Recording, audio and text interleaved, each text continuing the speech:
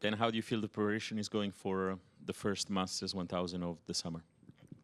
Uh, yeah, really good. I'm happy to be here. Uh, I enjoyed playing here in Toronto a lot for the first time 2 years ago, and yeah, excited to be back.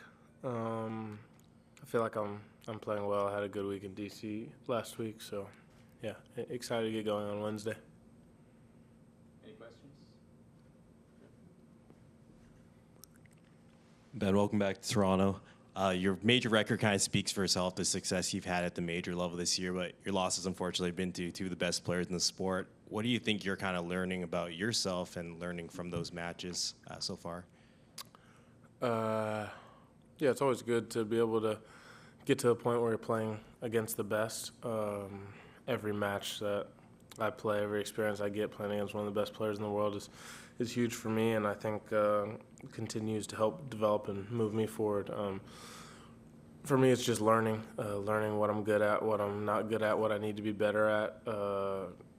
I'm a player who's developing. I don't think I'm where I want to be yet, and that's kind of what I put all my focus into after playing matches against some of the best players in the world. What I need to do better to be at that level. Ben, you are part of this new wave of American players making noise at the top. I was just wondering if there's a sense of competition among you, sort of a friendly race to be the first to win a slam. I'm sure, yeah, there's definitely healthy competition. We're all friends, competitors. We all like seeing each other do well, but, we all have our own ambitions and things that we want to do in the sport. It's been cool to just be a part of it and kind of see the evolution of all the American players on the men's side and how much better we seem to do each year. The women have been dominating for forever, and we're just trying to catch up. Ben, you played here in Toronto 2 years ago. I think you lost against Alcaraz. What do you remember from that experience, and also how do you feel the conditions here kind of apply to your game? Do you feel comfortable here in Toronto? Yeah, good crowd, good atmosphere, fast, bouncy courts. I mean, you can't ask for much more. It's a little bit warmer here this year than I remember, and the ball is more lively and a little bit faster than I remember. But it's conditions that I enjoy, and yeah, just looking forward to seeing what I could do. Hi, Ben. Your game has a lot of power and speed.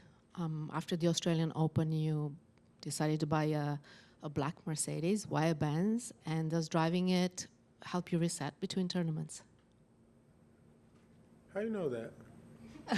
I read about it. Is it true? Yeah, it's true. I also heard that you are known for sharing stories about cars and She's a on detective, tournament huh? sites. No, yeah. I love cars. It's the one thing that I like. I like classic cars. I like Mercedes-Benz a lot. It's my favorite type of car. So, oh yeah, I did post about that one. I forgot about that.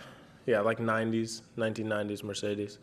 I have a lot of issues with them, obviously, and I don't get that much time to drive them. But yeah, it's something I enjoy. But do you ever think about your playing on court when you're driving it and try to compare maybe like control speed? No, not at all. I just push the pedal to the floor and see where we go.